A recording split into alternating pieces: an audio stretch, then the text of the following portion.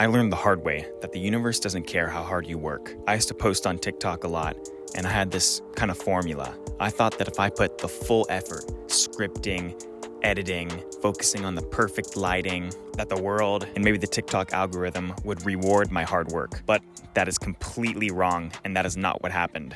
When I pressed upload, crickets, nothing. Maybe you'd get a couple views and that's it. Then, out of frustration or maybe boredom, I'd throw together a random video, record it with just my phone, and then post it. Zero overthinking, just record, send. And that video would blow up. That's when I realized there was zero correlation between the amount of effort and work you put in and success. So I changed and I started to embrace this mentality of, good enough. And if you're an artist, entrepreneur, student, anybody who's putting stuff out into the world, or even working on yourself, I'm gonna show you why perfect is the enemy of progress.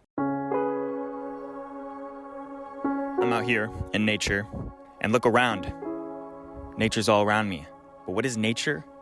It's ultimate imperfection. Look how the plants grow, look how the trees grow with their roots and their branches, and trees falling over, animals digging holes in the trees. All of this is imperfect. In fact, there's nothing out here that is quote unquote perfect. No straight lines, no nothing. Look at this tree.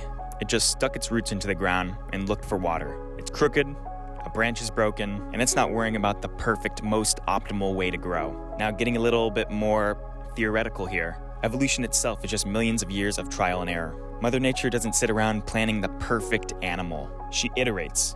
She tries something. She changes it. And then when something sticks, she says, good enough. Some of the most successful animals on Earth have imperfect qualities. They aren't designed perfectly. They're designed good enough to just reproduce and grow and survive. If nature, which has been putting things out in the world, trying to be successful, has been doing this for billions of years, if even nature prioritizes progress over perfection, why are you sitting around in a room worrying about font size, or creating the perfect start for yourself, or thinking about your perfect life? We have this fear where if we're not obsessing over every detail, then we're being lazy. We think that quality comes from staring at a project until we can't see any more imperfections. But there's a famous experiment with a ceramics class that proves the opposite. The teacher split the class up into two groups. The left side of the room was told that they'd be solely graded on quality. They had to produce one single clay pot by the end of the semester to get an A. And then on the right side of the room, they were graded on quantity. If they produced 50 pots, they'd get an A. It didn't matter what the pots looked like, just that they had to make a lot of them. Now let's fast forward to the end of the semester. Who do you think made the best art? The quantity group wiped the floor with the quality group, while the quality group sat around theorizing what the best pot was, correcting the little tiny imperfections of the pot, frozen by the fear of making a mistake with their one perfect pot. The quantity group was in the trenches putting in the work. They were failing, learning, adjusting, forgetting about perfection, and focusing on making the next pot. By the time the semester ended, the quantity group had put in the reps and actually become great artists. And the quality group had a lot of anxiety and just one mediocre pot. And here's the deeper truth that the quality group missed.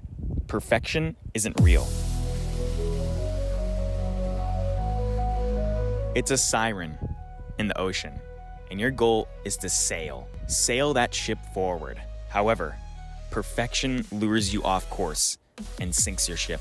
You will never actually arrive at perfection. When you say you want this to be perfect, what you're really doing is stalling. Because if you never finish it, nobody ever sees it and nobody can judge it. You have to accept that your taste will be always higher than your skill. You will always want your art, want your work to be better than it actually is. You'll always see the flaws in your own work that nobody else will see. In fact, you were probably working on that perfect thing for 5 days when the vast majority of people thought it was awesome before you even started perfecting it. Seeking perfection is a guarantee of dissatisfaction. You will feel unfulfilled if you try and seek perfection, while seeking progress is a guaranteed source of growth. If you seek perfection, you'll get stuck. If you seek progress, you'll grow. This brings me to another strategy I use. I call it forgive and forget. I'm I'm a big believer of forgive and forget, not only in my personal life, but also in my work and creative stuff. I put something out into the world, forgive myself for the mistakes I made, and learn from it. And then I forget about the imperfections and I don't dwell on my mistakes. When I finish a project, whether it's a video, something I'm writing, maybe a business idea, I look at it, and if it's mostly what I envisioned in my head, even if I could work longer perfecting it, I say this phrase that I love. Good enough. Wipe my hands, good enough.